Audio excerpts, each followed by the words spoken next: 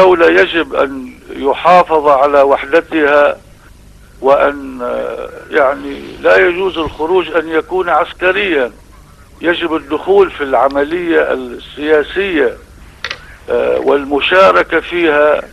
وهناك ثوابت يعني يجب المحافظة عليها، وهي وحدة الوطن والشعب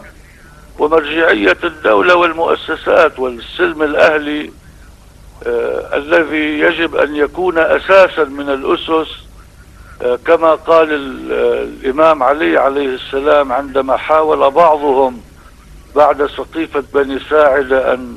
يحدث شيئا من الفتن، جمع بني هاشم وسائر أصحابه وقال لهم يعني عرجوا عن طرق المنافرة وضعوا تيجان المفاخرة، وإلى أن قال كلمته الشهيرة التي أصبحت مبدأ عندما قال لأسلمن ما سلمت أمور المسلمين.